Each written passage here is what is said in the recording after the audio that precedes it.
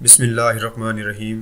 السلام علیکم۔ YouTube channel sweet اسلام پر خوش آمدید۔ اگر آپ نے ابھی تک ہمارا یوٹیوب چینل سویٹ اسلام سبسکرائب نہیں کیا تو پہلے اسے سبسکرائب کر لیجئے اور ساتھ ہی بیل آئیکن پر پریس کیجئے تاکہ ہمارے آنے والی نیو ویڈیوز کی اپڈیٹ آپ تک بر وقت پہنچتی رہے۔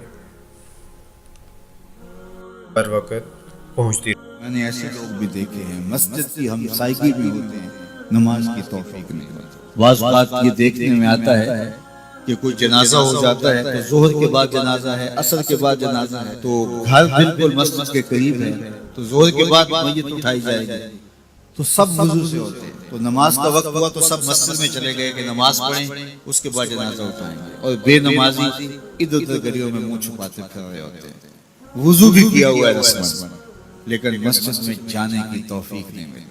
وہ سمجھتے ہیں ہم نہیں جا رہے، میاں تمہیں کوئی بلا ہی نہیں، اتنے بد نصیب ہو، جنازہ بھی تم اللہ کے لیے نہیں پڑھنے آئے، وہ بھی کسی کے دکھلاوے کے لیے آئے۔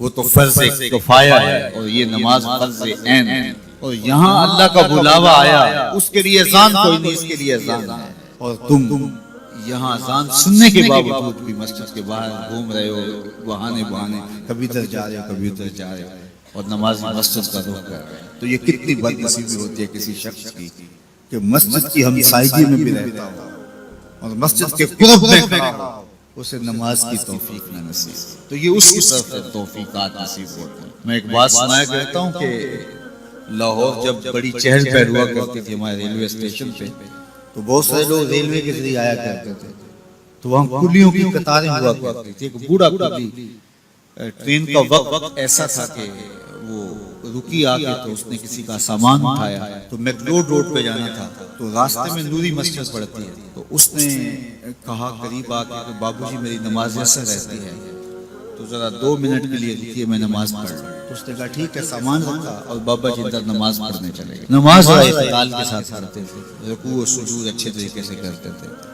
اور یہ بار بار ٹائم دیکھتا ہے اور کبھی اندر جھانکتا ہے تو بابا جی ابھی رکوع میں ہیں، کبھی سجدے میں ہیں، کبھی قیام میں ہیں۔ یہ کہتے ہیں کہ میں جی مصیبت میں پھنس گیا کہ بابا جی نماز نہیں چھوڑ رہے۔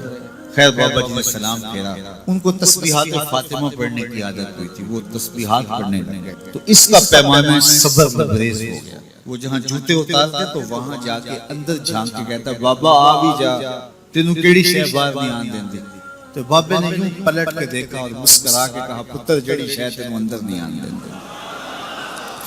وہ نہ بلائے تو بندہ قدرت میں بھی کھڑا ہو تو اندر نہیں جا سکتا۔ اللہ سے توفیق مانگو کہ ہماری نسلوں میں بھی کوئی بے نماز، 5 گانا نماز کی عادت زندگی میں رچ بس جائے، ہماری اولادیں بھی رب کے حضور سجدہ دے ہونے والی۔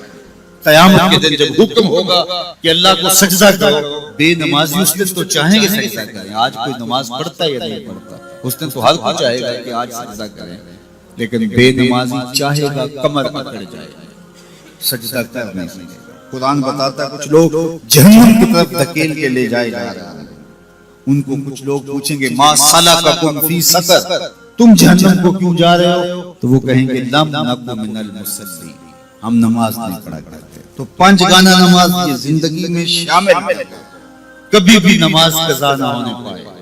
قیامت کے دن بے نمازی کو اللہ دشمنان خدا کی صف سے کھڑا کر دے گا، جہاں نمرود کھڑا ہوگا، جہاں فرعون کھڑا ہوگا، جہاں حامان کھڑا ہوگا، جہاں قارون کھڑا ہوگا، جہاں دشمنان خدا کھڑے ہوں گے، بے نمازی کو صف میں کھڑا کر دیا جائے گا۔ مجھے بتائیے ہم میں سے کوئی بھی یہ گوارہ کرتا ہے کہ حشر کے دن دشمنان خدا کی صف میں کھڑے کر دیے جائیں؟ یا کوئی خاتون یہ گوارہ کرتی ہے کہ رسول اللہ صلی اللہ علیہ وآلہ وسلم کی راہوں میں کانٹے بچھانے والی ام جمیل کے ساتھ کھڑی کر دی جائے؟ تو جب ہم یہ گوارہ نہیں کرتے، نہ ہماری مائیں بہنیں بیٹیاں گوارہ کرتی ہیں، تو پھر نماز کو بھی ترک نہ کیجیے، نماز کو شعار زندگی بنائیے۔